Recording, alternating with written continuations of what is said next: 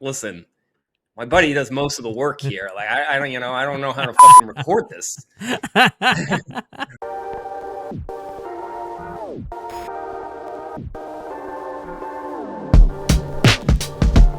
Double Deuces, Bago Bugo, two buddies talking tennis. We got the French Open recap. Wimby is starting. We'll get into the wild cards, our predictions. Serena. Vondrosava suspension. Tennis goes to the movies. We got Rafa and the Chrissy Martina review. Yep. Hot takes, pet peeves, product reviews and recommendation, and then amateur hour where we talk about our games. Yeah. Ugo, talk up, to me. How's it going? French Open. What do we got? Open, man. So it's a little ways. We're closer to Wimbledon, so let's make this kind of short. So obviously there was a lot of drama, a lot of top seeds dropping pretty early. Notably the number 1 seed, Sinner, had a meltdown. He couldn't last an hour and a half, and Agassi gave him a bit of a dress. Yeah, Sinner going out was huge, and I mean, I don't know if you called him out enough on that, though, by the way. But I had a body clock of like about 4 hours when I played, and if you gave me hot conditions, it dropped to like 4:45 or 3:45, 3:50. But to go from him playing 5.5 hours last year in the finals, and then having the heat tap him in an hour 45, there's a difference between being fit and being prepared. And I have to point at a flaw in that kind of preparation because there's something you can do about that. It's not that dude doesn't work hard. It's not that he's not fit. On the TNT desk, I mean, no excuse, he basically said. And he's got to figure that out. Why are you the best player in the world and you can't stand the heat? He's done it before, right? But what's up with that? Well, I read Agassi's book, and he was talking on the broadcast about the hydration, like the night before, just being like you just have a ton of electrolytes and water in you. Mm-hmm. I think it's part that, part nerves. I also think you kind of get used to the heat. I mean, you lived in Michigan for a little bit. I mean, you're from Florida, but I'm from New Jersey. Mm-hmm. It took me a while to get used to the summers down here and the heat. I'm used to it. Like, I think people over-exaggerate how hot it is, but I think, once you're on the court, midday and you experience that, everything else is just like, eh. Yeah. Maybe that's tough because he lives in, I don't know if he lives there now or where he lives, but like in the mountains. I know he was on the Austria-Italy border is where he grew up. Okay. He's redhead. I don't know. He said that he had tests done, and I see him practicing with a ice suit vest on. It's a little concerning. You should just like doing sauna. I do sauna too. That also helps me too. Like once you do sauna, like you get really used to the heat.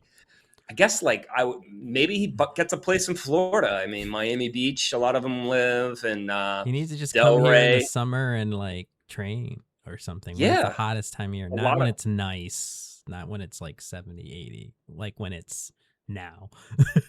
What sucks. They also go to Dubai. I'm assuming Dubai is super hot. So I would imagine, yeah. But I don't know, for some reason he just couldn't handle it. And isn't that kind of a thing with him that you get him going longer into a match, and if it's hot, that he's just gonna, just die off basically. I don't. Yeah, I mean, I think Agassi said that he had like, I'm good for 4 hours. Like, and if it's hot, like maybe another maybe 10 minutes less. Like you should be ready as a professional. But the guy's too good. He's got so much money and probably resources.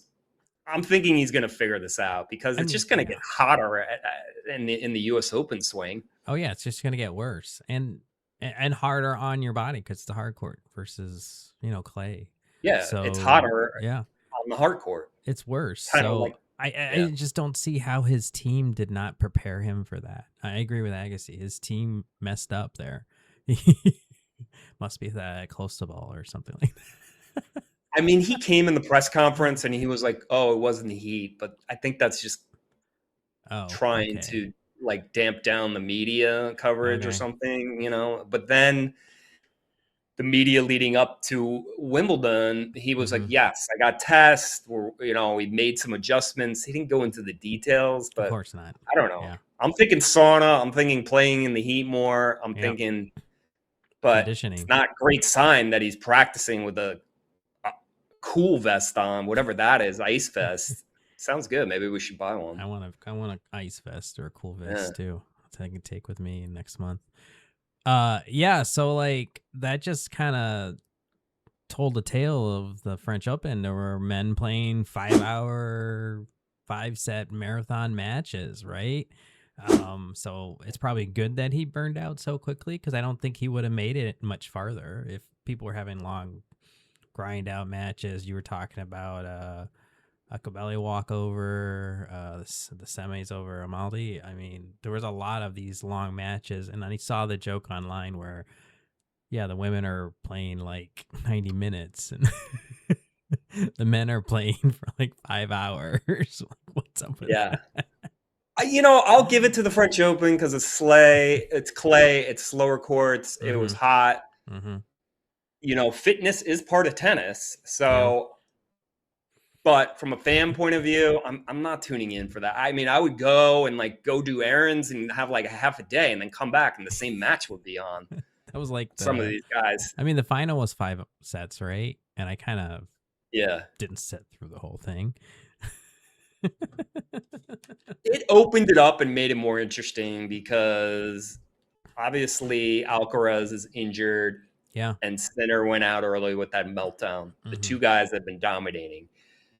And then Djokovic lost. So we knew that we were going to get a first-time major champion. And it was all about Zverev. Can he get over the top? Can he do it? And he did it. I mean, he was a little nervous, it seemed, in that final. But, he kind of – it wasn't much of a struggle to get to the finals for him. No. I mean, he didn't have any roadblocks in the way. Yeah. And Team Italy trying to pick their best player to meet him in the final. I mean, just think of his whole career. He would have to play Djokovic or Nadal probably in the quarters or semis somewhere. And then now it's been the Alcaraz. So yeah.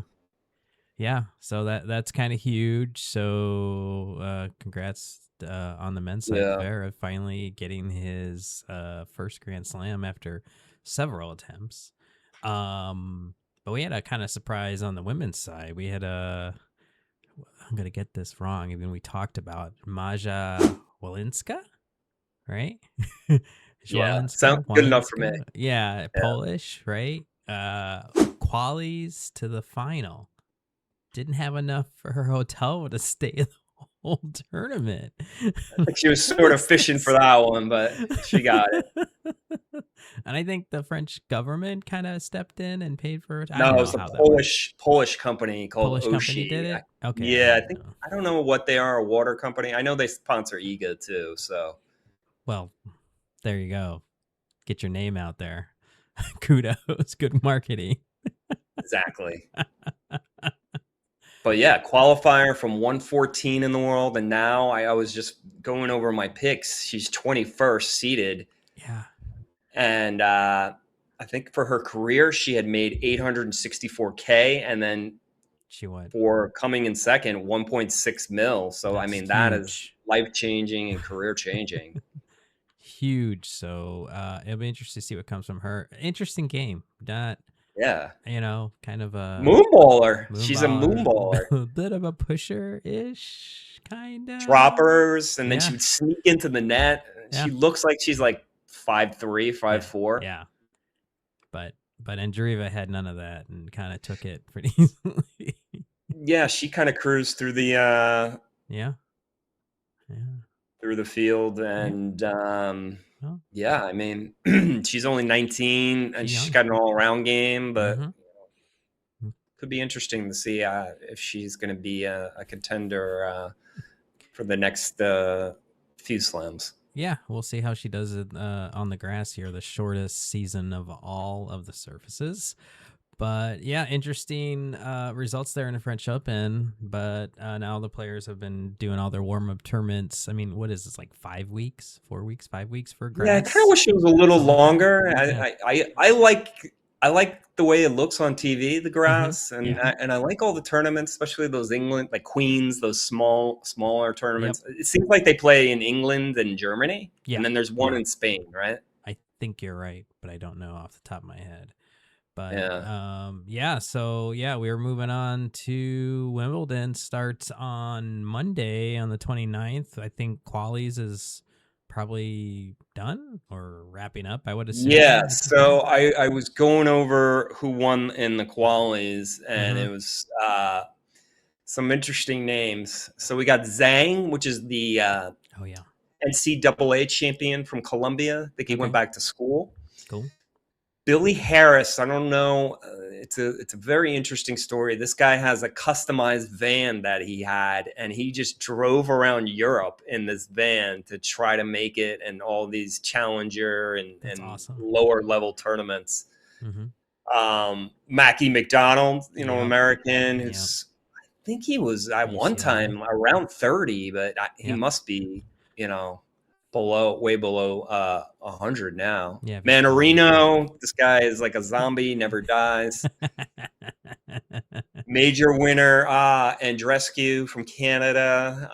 Hopefully she can get her career back. I like really her. Emotional when she realized she was in the main draw. I don't know if you saw that. That was crazy. No. So, yeah, she was just about crying. I like her. I like her game. It's just, it seems like these women, we got her and the English girl. Why am I drawing a blank? Karina Kondu? Yes. They win early, and then really nothing happens, after that. And then their whole career is like, let me get back to that. And they go through all these coaches and mental meltdowns. And it seems like she took some time off of tennis and kind of went back to a lot of bad injuries, hit the Challenger Tour and all that, and doing lower tournaments, playing in Bradenton and Naples just to kind of start from scratch almost. Well, apparently, I don't know. Did you hear her? She was on some podcast. I don't know if it's the who's the girl who had retired. I think it was on her. You know what I'm talking about? I think she was on her podcast. And French girl. Yeah. I can't think of her name for life of me. Any event, she was on there and talking about how she had gotten so good so quickly. She didn't really do any like ITF or challenger lower level tournaments. She just kind of started playing and boom, right into the main WTA tour. So it's almost like, I never went through all that because people were saying something like, "Oh, you're going back to the to the challengers." I'm like, I never did that. I was just kind of rose quickly. So that was interesting talk. It's Caroline Garcia. Yes, Garcia. That's it. Yeah, good stuff. What about the wild card? So Dan Evans, they snubbed him. The guy, amazing career. I loved his game. I loved one-hander. He was, I don't know, 5'9", 5'10". Got busted for doing blow. Just a likable guy, and it's a great interview. It's a bit of a bummer because he played. Isn't it the Olympics he played for? Olympics. He missed the DC tournament to defend his title to play with Murray. He won a lot of. I think they did win Davis Cup with him and Murray. Right. So that knocked a lot of points. I get it. I think England has a lot of young guys that are good. So I guess that's, get out of the way. And it seems like he talks a lot of trash. So he probably burned some bridges there or something. Yeah. So he lost in quali. So he's done. He just has a doubles match left for the career, right? Yeah, I guess so. Yeah, I didn't look to see what else he has left, but in singles, he's done. This is the last tournament. He lost in qualies. He's obviously didn't make it to main draw when I looked today. So, so Dan Evans, Kyrios came back. He played a warm up tournament, kind of lost second round, I think. I don't remember who he lost to. He beat Moutet. I remember that in the first round. So he did. I don't think I didn't see him in singles, but he got a wild card with Bublik in doubles. So that's going to be fun to watch either way because of Bublik and Kyrios. I think his career is over. He just he can't stay healthy. He was barely moving and just really did not. He had this huge brace on his entire. Yeah, I don't know if it's a knee or what. Like the whole leg was wrapped up, and he looked like one of these guys that we play with all the bandages and stuff on the court. I mean, it says something that he hasn't played a pro match in how long? 2 years, so ish, and he goes out and beats someone who's on the tour. Granted, it's Kurt Mutet, but he beats him in straight sets like it's nothing. But hey, if the body isn't healthy, you can't just you can't do this. You can't grind. He's made a lot of money, so I guess. And it seems like the media career is over too, because he had that thing where he got charged with pushing his girlfriend. Really? Okay. Yeah, so I think that was part, because he was good. He was on ESPN, but they didn't bring him back. So I don't know about his media career, but it would be cool if he just did doubles and mixed doubles. But that'd be interesting to watch. I'd watch. I don't know. I mean, the guy didn't really want to travel for singles. Is he really gonna be on the doubles tour? He's just moved to the U.S. and then he can join the intense league, and then that'll bolster it up to freaking everywhere. Yeah. But they gave it to Grigor and Wawrinka, which is cool. That. And it looks like the rest of the guys were just Great Britain. UK guys. Yeah, the Pennington Jones guy seems like he's a player. He's a pretty big dude. Okay. On the ladies, they gave the Polish girl that we just spoke about, Cholinska. She needed to get in. The rest seemed to be young Great Britain, and then the goat, Serena.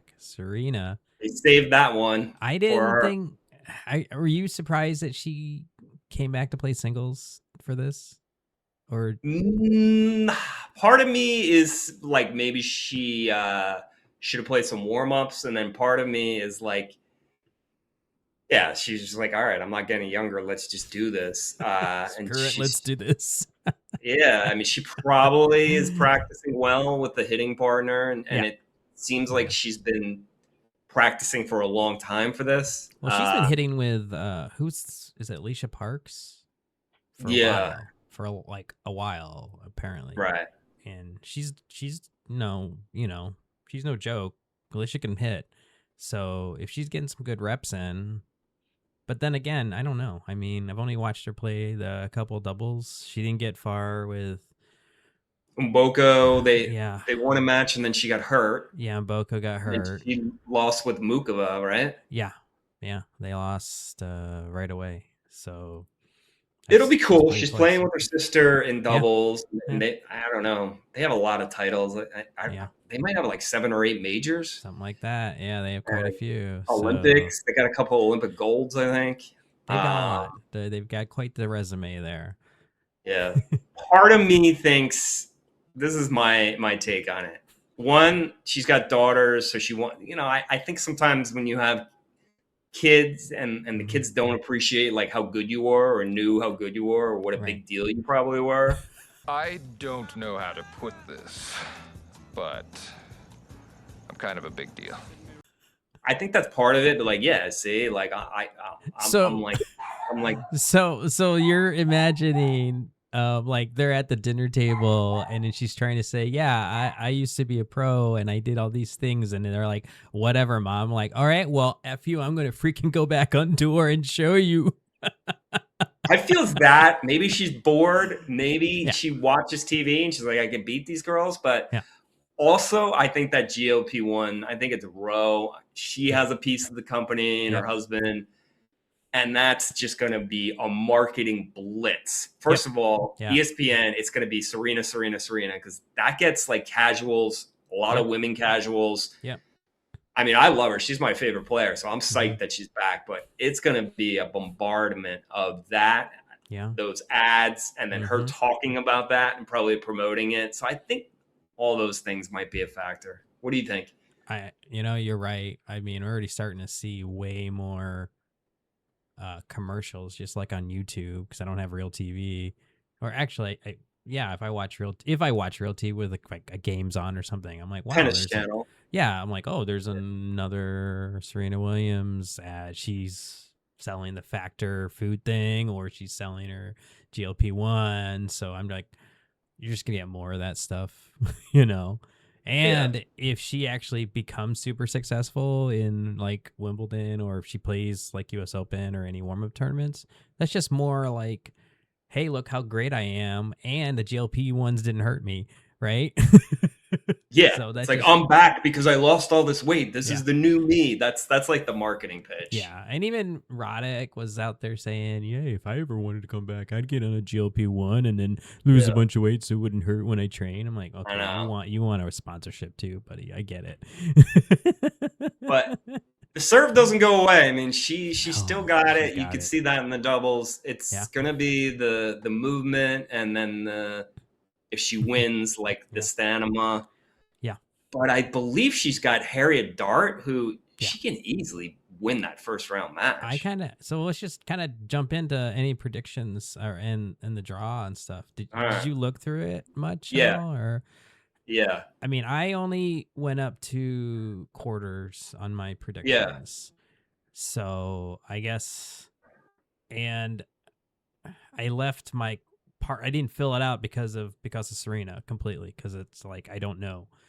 So like my quarters are, I've got Sabalenka and Andreeva, Pegula and Goff. I know, big surprises there. Navarro. Now this is the next one I don't know, because Serena and Iga could probably meet in the third round. I don't know. So Serena plays Maya Joint, which I think she can beat her. Isn't that the odds? I think she's gonna beat. Right? I think she's gonna win that. So then she would play the winner of Iala Zarazua. Dude, gonna beat Iala versus Serena Williams. That could be like the most watched women's tennis match ever. Everyone's gonna talk about that. That's gonna be huge. But so if Serena's really back, I don't think Iala has a chance personally. But if she's not, it's going to be really competitive. So let's say Serena is back. I think she'll get past Iala. So if she wins that match, then she would play Świątek. Yeah.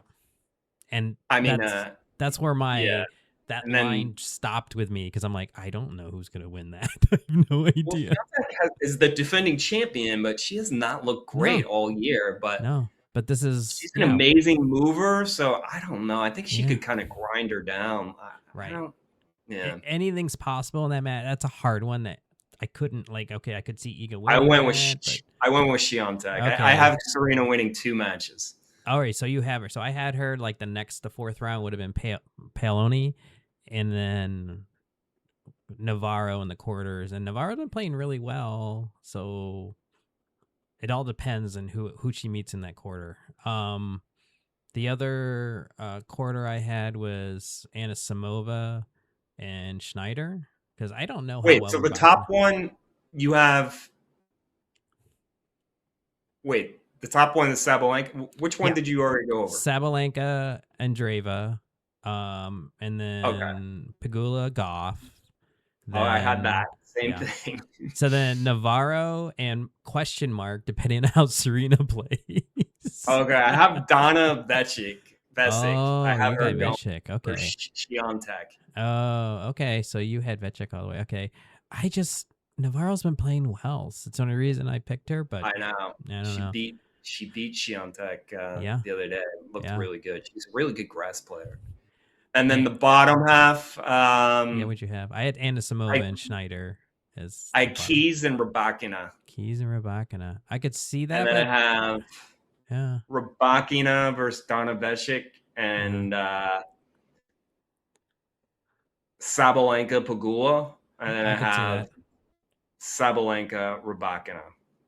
Sabalenka lost to Pegula in one of these warm-up tournaments recently. Yeah, Pegula's been playing great. Sabalenka, I mean, she kind of melted down against Schneider. She was winning that match. Yeah. So and Rybakina has not been playing. She lost to Ayala. Yeah. And Ayala but beat a lot of good players on that run when she took out Rybakina, and it was, I don't remember the other two, but it was like, I think she lost to Noskova. I was like, okay. That's not what I would have thought, but whatever. So that was so our women's was pretty close. I was kind of stuck on the Iga Serena. I took a little with Donovechik, and she won a tournament. That's a big. She's ranked seeded 31. Oh, okay. Yeah, and then I don't know about Keys, but I went with Keys as the hard hitting on the grass. And that's tough. I mean, Anisimova did get to the final, even though she kind of didn't have anything left when she got there last year. Yeah. She has not been serving well lately, though. I haven't really watched her play. Has she been playing a lot? Yeah, really, she's kind of slumping. Yeah. All right. Well, I took a chance. She's having trouble holding serve. Oh. All right. All right. So what about the men's? We got. All right. I'll go first. Go ahead. So the top, I have Sinner and Tommy Paul. Yeah. Same. Felix and Djokovic. Okay. I just had. And I went Kobali, Shelton. Okay. And Tiafoe, Lehechka. Okay. And I had Shelton, Lehechka. Okay. And Kobali. Shelton and Lehechka. And then I had Sinner, Djokovic. And then I have Sinner and Ben Shelton. And then Sinner winning it. I think he's got to figure it out. I don't think it's going to be that hot either. I don't think it's going to be like French Open hot. So mine was pretty similar. Sinner and Paul. I had Tien over Felix. Again, meeting Joker. Who knows? See, I had Diminar getting in the quarters over Kaboli against Shelton. He has not been playing well. Yeah, I had Shelton getting in the semis either way. I was a little stuck on. So in the fourth round, I saw Fritz and Tiafoe seeing each other there. I have Fritz going out first round against. Oh, you do. What's his name? Oh, Draper. Right. I have Draper. Yeah, beating him. Yeah. Okay. Maybe. I could see that. That's gonna be. That was a huge one, and I think Draper's got the winning record on Fritz too. I think Draper's in the semis of a tournament now. Yeah, he's playing pretty well. But yeah, and Fritz hasn't been playing that great. But anyways, who knows? We're never right about this stuff anyway. No, we're not right. Speaking of which, I think you got all of yours wrong for French. So we'll see how. Hopefully, you're not jinxing any of these players on the way. I mean, I'm taking Sinner. I just don't see him that happening. Two majors in a row, and then I'm betting on Ben Shelton putting it together. I think he'll figure it out. But I agree. I think he'll get to the end. You're right. I think the Sinner. It's all dependent on if he lasts. If he doesn't last for whatever reason, again, or Djokovic could beat him. That's true. He can have that. How many? It sucks that Djokovic is on the same side. I know. How many Grand Slams would that be then? That would be 25? No, wait. 25. 25. He's trying to wait till he can pull out this 25 shirt out. You know? Yeah. So yeah, interesting stuff. Wimbledon, looking forward to it. Starting Monday. I haven't really watched any qualies. Have you watched any qualies at all? Or I have been watching the grass court tournaments. I mean, Tommy Paul and the Americans are doing well. Fritz has looked good. Tiafoe won a tournament. Ben Shelton has looked good. Those four guys look good. So and Tiafoe and Fritz have met each other in two tournaments, and they kind of like flipped, who won, right? So Fritz has kind of owned them throughout the career. Tiafoe's serving really well. Good. I like to see Big Foe back. Yeah, because he kind of, just kind of like disappeared for a while. But he changed everything. We talked about it last time. Yeah, he's got that new coach, the Australian guy, Kovac. Freaking huge water bottle that's like a quarter of his size. That we saw in Miami, which was kind of funny. Yeah. So that's Wimbledon. Looking forward to it. Love this time of year in the summer. It's the biggest tournament in tennis, right? What do you think is bigger than the US Open, right? The oldest tournament and most famous, right? It's the most famous. I think everyone knows what Wimbledon is. Even people don't know anything about tennis, they know about Wimbledon. Right. So, and the players are doing that. So they got a bump in salary, but not what they wanted. So they're doing the same thing. They're doing the 15-minute post with the media. Did this do anything for French Open? I totally forgot about it. We talked about it happening. Well, it got them more money from Wimbledon, and now U.S. Open always likes to brag that they pay the most, so they'll probably get more money out of the U.S. Open. So I guess it's working. All right. Yeah. I haven't looked into it. I totally forgot until you brought it up, and I remember them like, we're gonna do this thing, and I'm like, they're smart. They got the top 10 players in. They pissed off the number 1 player, Sinner. Like he's pissed because he had a one-on-one meeting with these guys, and they said, and he was I'm disrespected. So we'll talk about top player and the stuff he's had to go through. This is a hard pivot to Vondrosava. 4-year suspension for refusing a drug test, and like the pros have to submit to random drug testing. These people can show up almost at any time. It's my understand. I know this is what I don't understand. I thought you could have a preferred time, like most players do it early in the morning, and they can show up at any time, and then you go do your business. And then I guess even today I was watching the not the major guys talk about it a little bit, and how Steve Johnson had said, like, hey, if he didn't show up at my time, I would hide. If he can't see me, I'm not like dodging the test. So, and he did that for years. And I guess the story is she met her outside. She refused it, went to walk her dog. But then the other side is she didn't announce herself well. It's her first time ever doing this. The person who's administering the test. I don't know what's right. I don't know what's wrong. I don't know who's lying. But it's he said, she said, right? Up. Well, from my understanding of the rules, you give a window. Usually they give 6 to 7 in the morning. Right.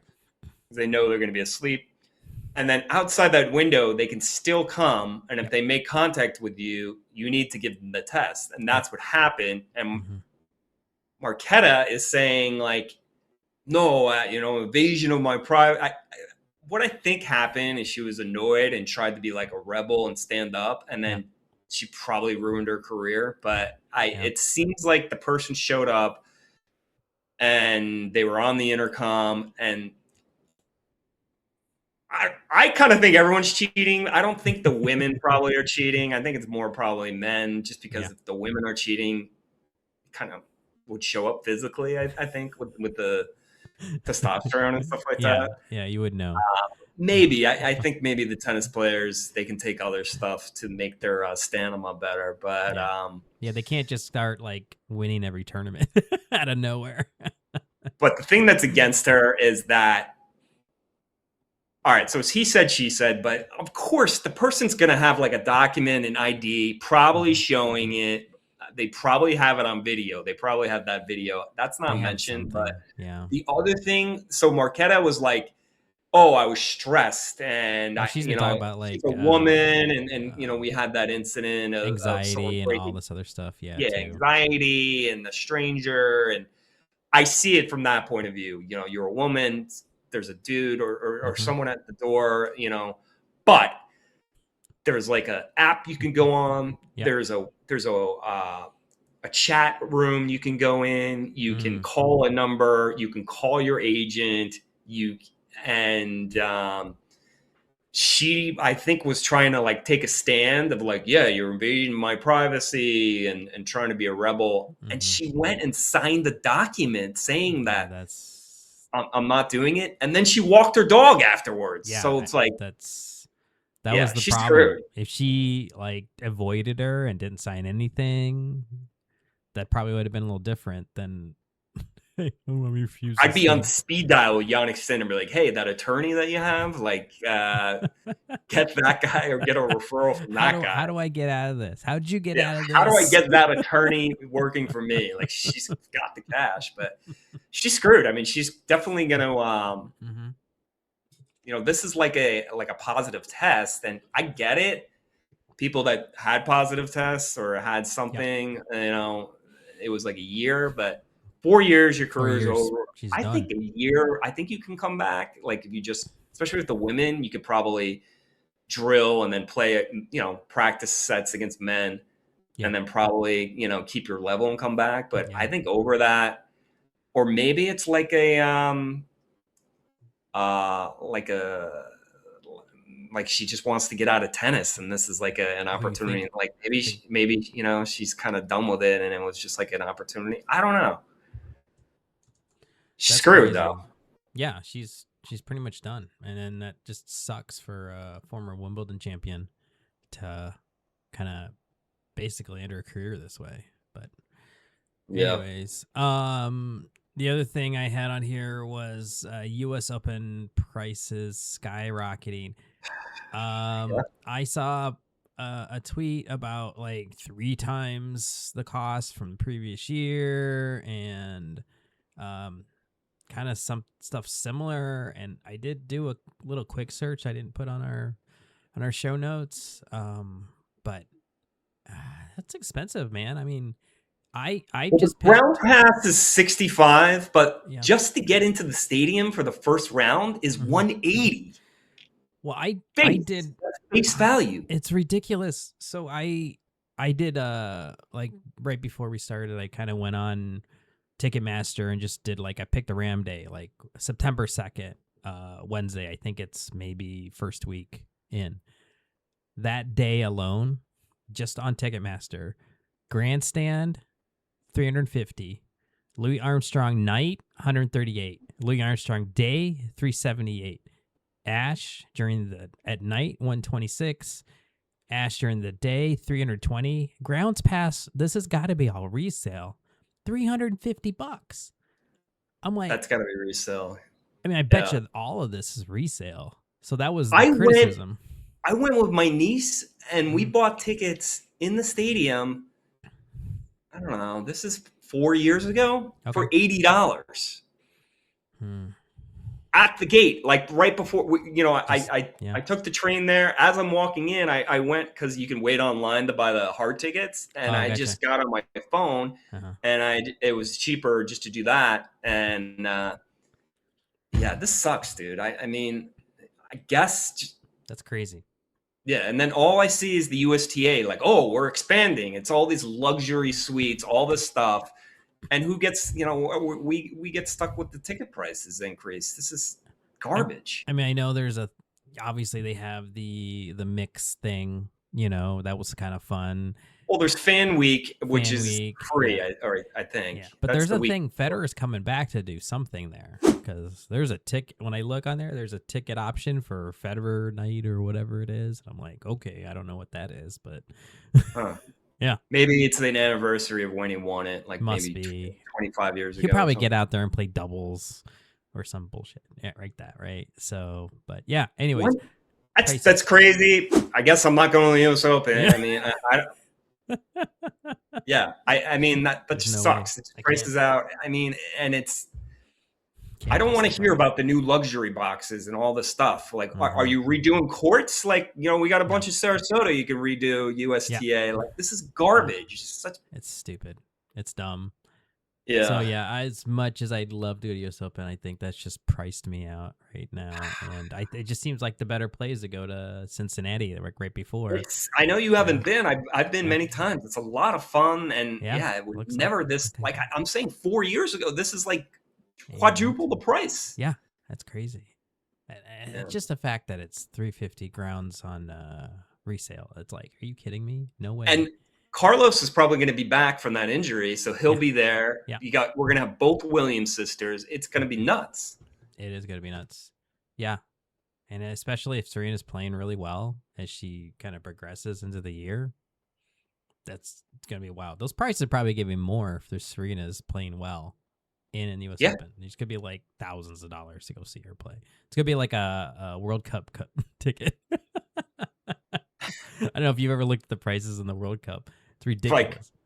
$4,000 or something. Yeah. I mean, it's like unless you find two teams that suck and no one wants to see, then you can probably get one for like a few hundred. Like a buddy of mine went to Atlanta in hopes, because I don't know who's playing. Two countries I never heard of are playing each other in Atlanta. And he's like, I'm trying to get in there just so I can say I went to a World Cup. It's only like $300. I'm like, oh, God. Really? Well, it was, I don't know. His parents lived there, and he was going to go check it out. And I'm like, all right, well, it's not like you're just going to Atlanta randomly to try to get into a World Cup. You've got family. I was looking at the Giant Stadium because, I'm from New Jersey. And first of all, they're not letting anyone drive. You can't drive and park your car and go to the. Yeah. So, like, the mass transit is just terrible to begin with. And then you throw in the stress of that. So, nightmare. No, but U.S. Open, come on, man. I mean, that's our tournament. Let's just have. I mean, if you want to have, I'm all for the open market with the markup, if that's what it is. But have the normal pricing. Yeah, 180 for upper deck, and this you can't see anything up there. It's the biggest stadium in tennis.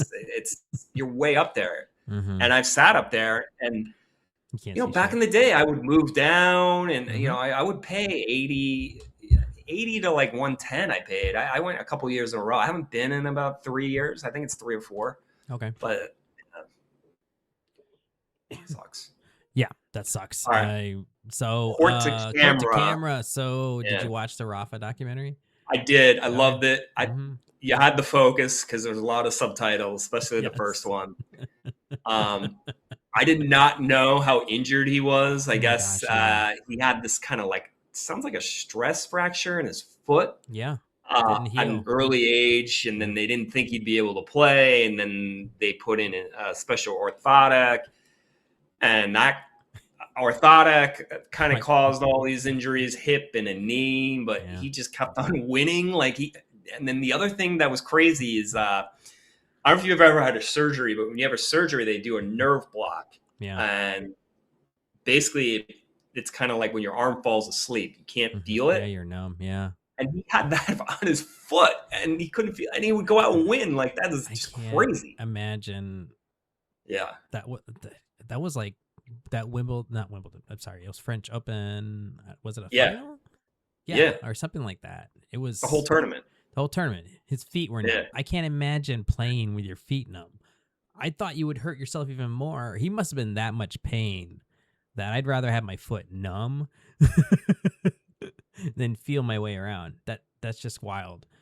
But they glossed over it, but it seemed like he was on heavy painkillers. I wonder if that was ever an issue for him, on a personal level, because it seems to be an issue for everyone.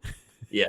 Of course, they're not going to talk about that. No. You got to talk about how great he was and how he overcame his pain and adversity, and how much, how much of a bull he is and everything. So the other thing was the anxiety. He said that he did all that stuff for anxiety, and he just, and then he had a problem where he constantly had to drink water. He felt his throat constantly closing. I thought that was interesting. Oh, yeah, that's right. Yeah. He had to constantly have water. I don't know. Lovely family. I mean, that Mallorca place looks amazing. What a place to live. Your uncle was a pro soccer player, and this guy had this awesome mentality of really pushing him and making him great.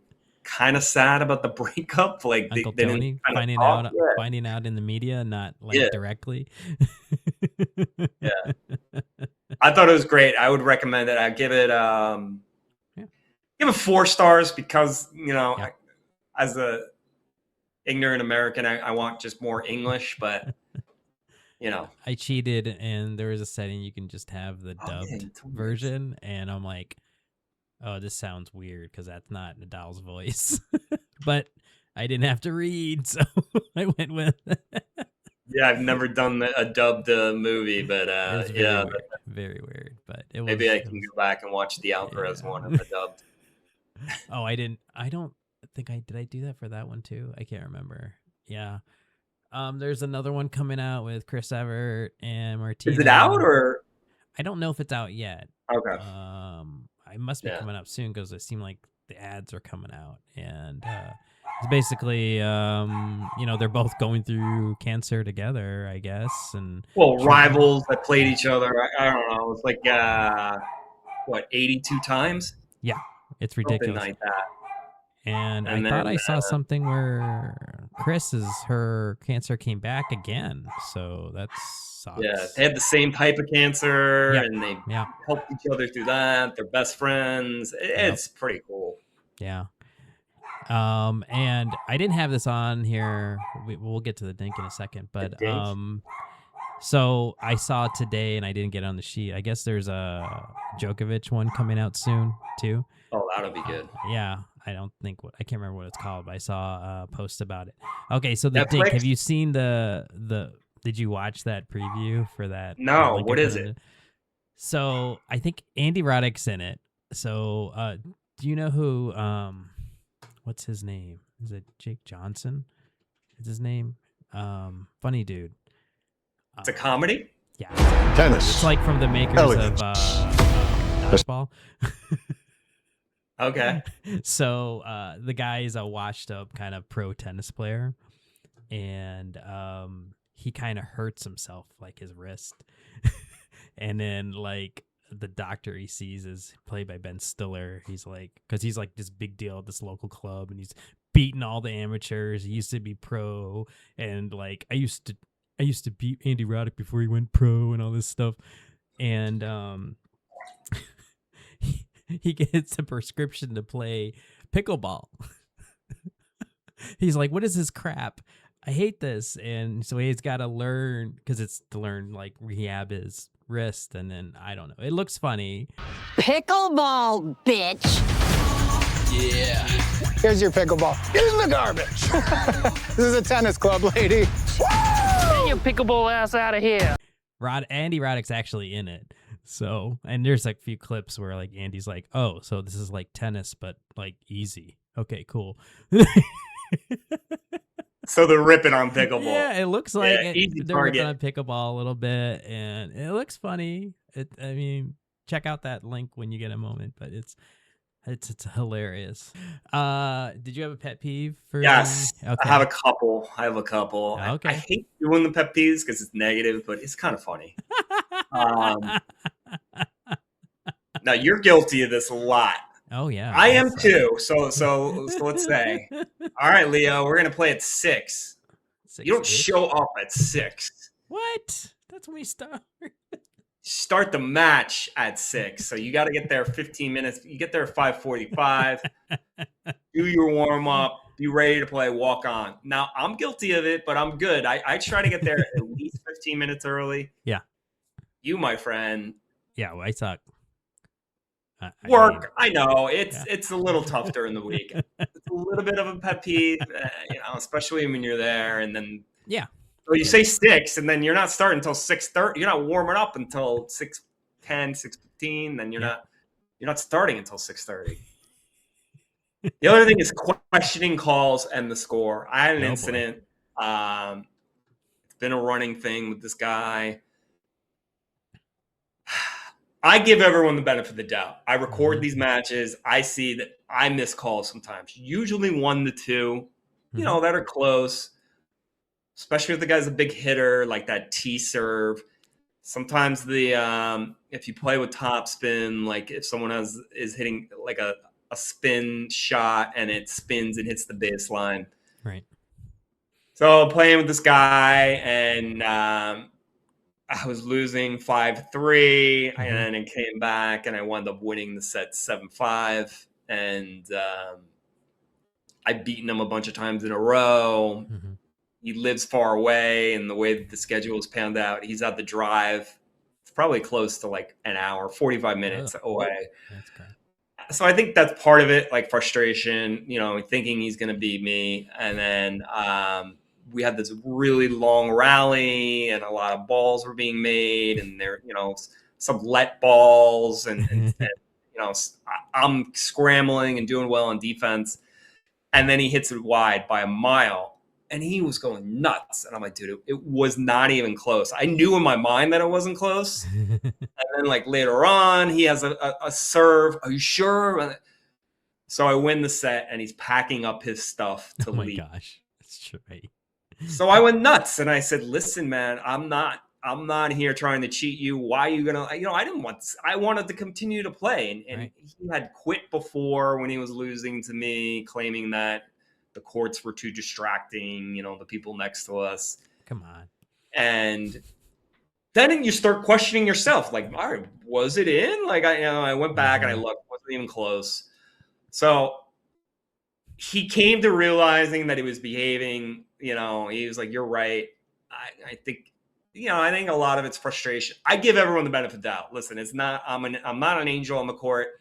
I always apologize when I do bad stuff. It's usually, I don't know. I can be confrontational. I don't shy away from it. But I told him like he was getting a bad reputation. He is. Mm-hmm.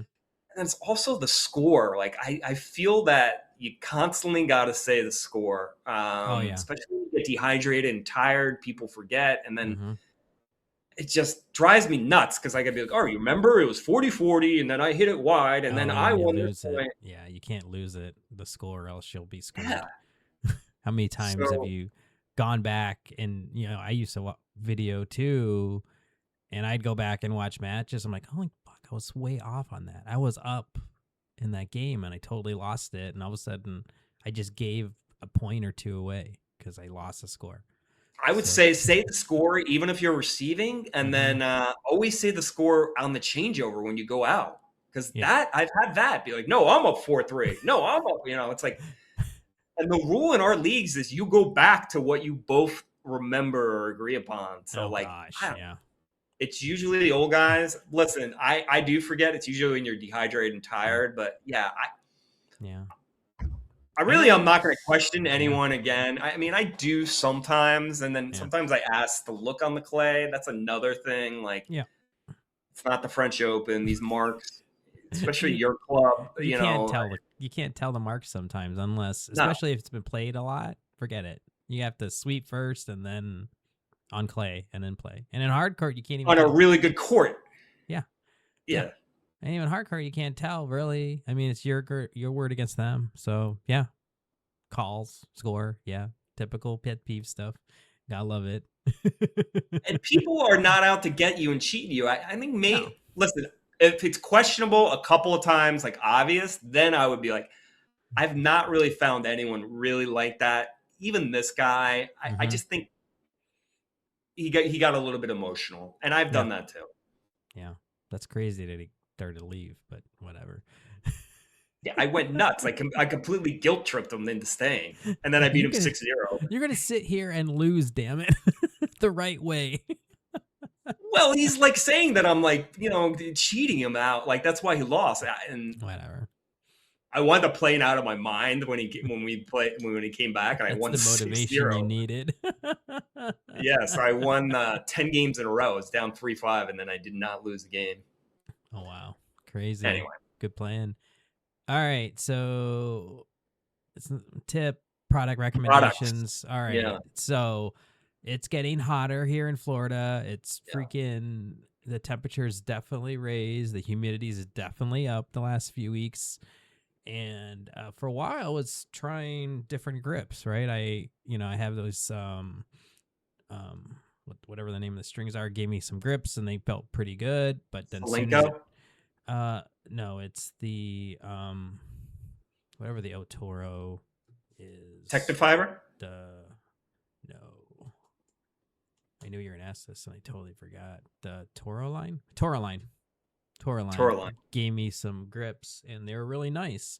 But in this weather, they were shit. They just started like all the freaking tacky grips do in the heat, because I sweat. They just were like slipping, right? It was terrible. So I tried a few alternatives, right? Okay. So I tested the Solinco Haven. So that's a dry overgrip. grip? Yeah, it's a dry grip. And I tried the Yonex dry super grip. Both one use fine, two uses shit. Both of them. They just, and then the more humid it got, the worse those things were. So I just went back to the OG Tourna Grip blue. Thing works great, right? As much as I want to find a replacement for it, just because I don't think blue looks great on my racket. But and Tourna Grip has a black, but it's not the same material. It's like just another tacky grip. So yeah, Tourna Grip, it's the way to go if you're playing in Florida. And if you guys have any other suggestions, let me know. But that just seems to be the way to go. Feels great. Doesn't, yeah, you got to change it maybe every couple of matches or even after one, depending on how bad it is or how hot and humid it is. But I don't feel like the racket's slipping out of my hand like it was before. So, yeah. Yeah, so I'm with you here. I don't know. You don't wear wristbands, right? I think the wristbands would help because the sweat comes down like through your arm. I wear a wristband now. Yeah. Okay. So the I wristband wasn't for help. a while, but Okay. yeah, last few years I've worn wristbands. And it's so doesn't matter. I discovered that Yonex dry grip and I thought it was awesome. Yeah. However, I was using it. It really just got hot here like a week or two ago. Like, and it's hotter than usual now. But yes, I had the same experience with the Yonex. Once it got super hot, like the ends of it just kind of don't stay on the butt of the racket. No, and it's terrible. Yeah. What I did get and what I would recommend is the Wilson perforated. Okay. So it's the Wilson grips, but there's holes in it. So the sweat goes through to the grip below. Okay. I'll give it and yeah, I love it. And so I do also use Tourna Grip. The thing about Tourna Grip is, yes, they get like scratched up and kind of like holes in them a little bit after probably, I would say 2 matches or so. Yeah. So, but you can buy a huge, I got for Christmas, I have a ton, like a huge reel that pretty reasonable price. I got a pretty sizable roll too. Just, for vain reasons, I was like, well, it's 2026. There's got to be like other colors I can get for, for the same type of feel and what I'm looking for. And apparently I'll try the Wilson, but Wilson perforated. It's got holes in it. Yeah. I have not found it yet, but I'll try that, especially with as much play as I have coming up. So I guess we'll move on to amateur hour. Yours is more exciting than mine. I'll go real quick. Go ahead. Yeah, I'm doing ultimate tennis. It's tough. Less people play in the summer. Everyone goes on vacation. I'm 2-0. Nice. These guys, the next 2 opponents are away, so it's like I'm playing. Yeah, I haven't been playing. I've been just practicing, and I think that helps me. Good. I also bought this ball tracking course, and basically it's to help improve your eyesight. And it's a lot of like, movement of your eyes and stuff like that. I'll give a review on it, but they want you to test your eyesight like if you were at an eye doctor, not like obviously I'm not looking through it, but like the old school eye charts from 20 feet away. First of all, my right eye, 0. I mean, I wear glasses and I wear contacts when I play. I'm at a 2.25 in the right and a 2.0 on the left. Okay. But I think something that kind of hit a nerve, especially older people, is kind of tracking the ball with your eyesight, and I lose it sometimes. I could see that, especially depending on type of light, like maybe dusk for me. Yeah. So I'm just started that, and then I've been practicing a lot. The game is definitely I get better when I practice, so it should be good. And then ultimate tennis, I have probably about 4 matches left. I've only played 2.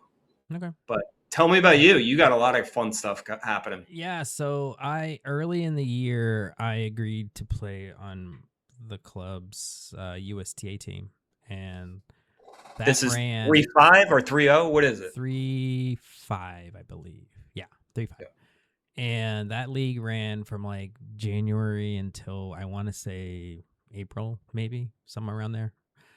And I mean, we have a pretty deep team. We've got like 12 or 16 guys, right? And the lineups have generally been 3 doubles and 1 singles. And I guess our team beat everyone other teams in the area, right? So we qualify for sectionals. Now, I only played like 2 matches to qualify for, because you have to do 2 minimum to qualify for sectionals.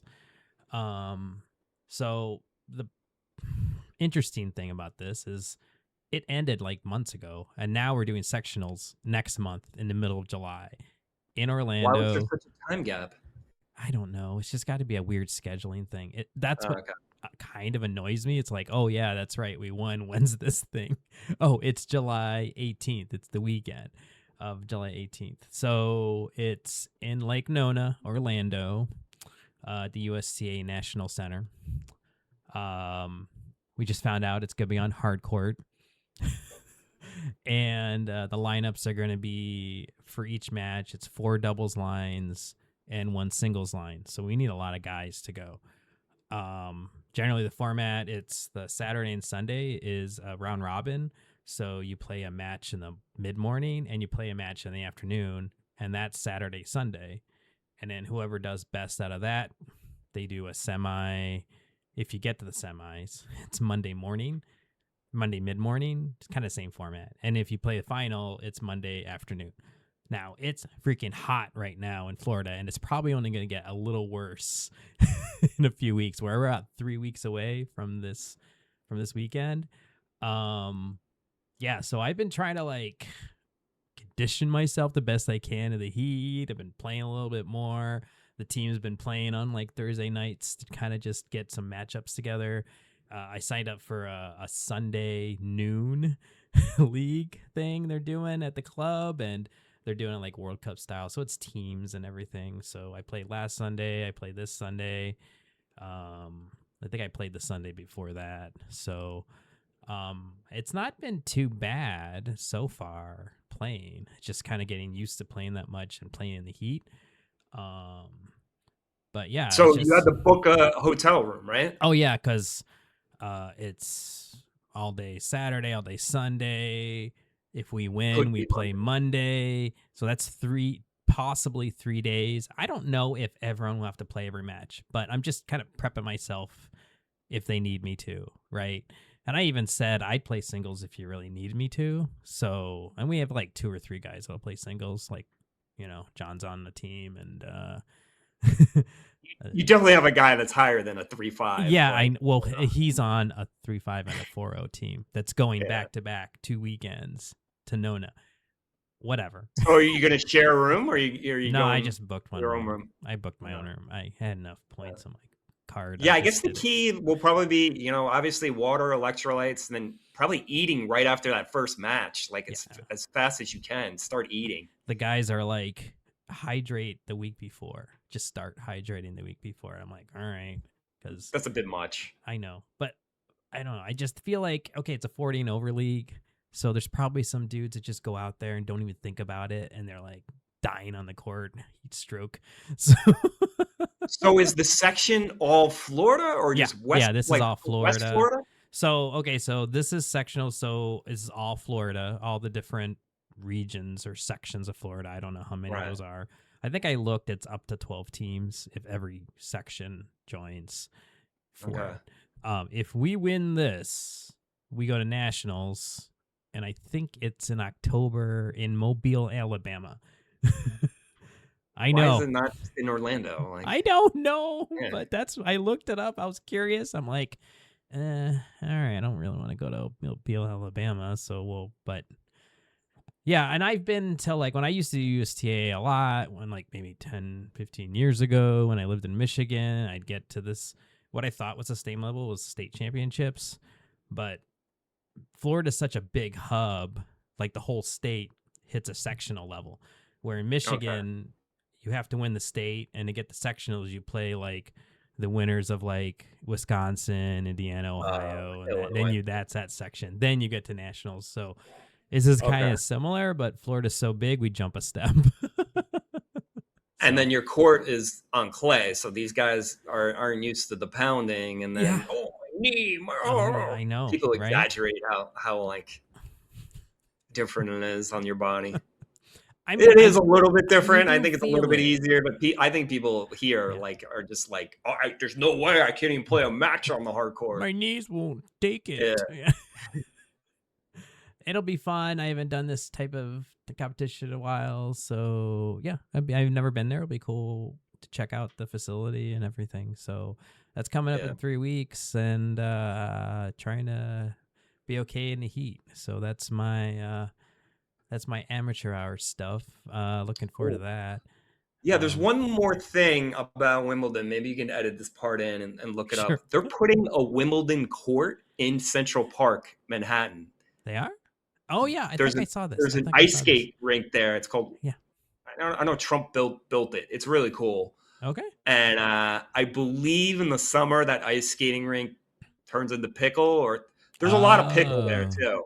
Mm-hmm. But they're putting down Wimbledon, like the groundskeepers are coming to New York, putting a grass court down. Wow. I think it's like doubles with Roddick and that makes sense. Genie and I guess John McEnroe and someone else. But yeah, maybe you can look that up or something. That seems pretty cool. Cool. And they're doing that obviously now, right? June. Yes, obviously now. It is James Blake, Jeannie, Agassi, and Caroline Wozniacki. Oh, okay. Wait. So Blake and Wozniacki versus, it's today, Friday. Oh, it's today. Central Park, right? The Wimbledon court in Central Park. Blake and Wozniacki versus Agassi and Jeannie Bouchard. Nice. If I lived there, I would go watch that. So I believe that they're open to the public too. That's what this looks like. It looks like from the 26th. Friday, Saturday, Sunday, and Monday, 11 a.m. to 8 p.m. court times. Cool. So they're gonna have free court. Free to the public. That's one surface I've never played on grass, so that'd be really cool. Yeah. And so kind of a little break from the programming. I was talking to some of the guys at the club about the red clay place over here, right? Oh yeah, I'm going to be playing a match there. There's a guy in my there's a guy in my league that has that at his home court. I was asking like, have you guys played there? He goes, oh, it's really nice. And then I'm like, all right, so what do you think? And like, well, it's not like European clay if you're expecting that, because it's just red hard-true. I'm like, what? Really?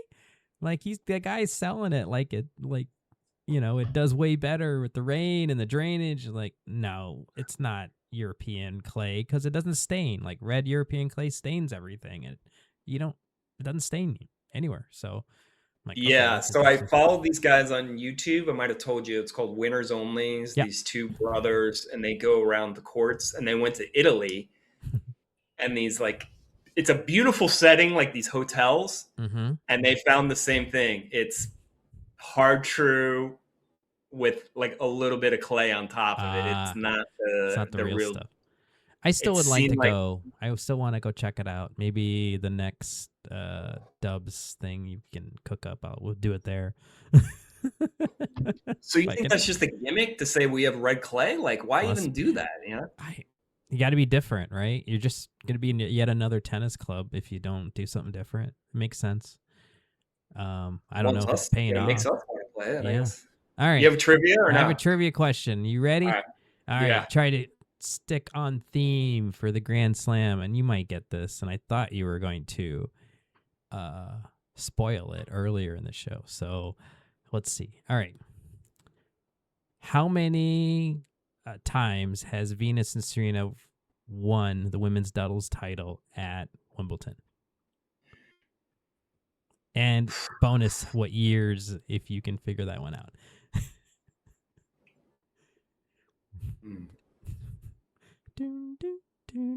6. Ooh, you got it. Ooh, that was a guess. You want to guess the years or no? What do they have total? They have 8 or 11. I don't know that number. I didn't look that one up.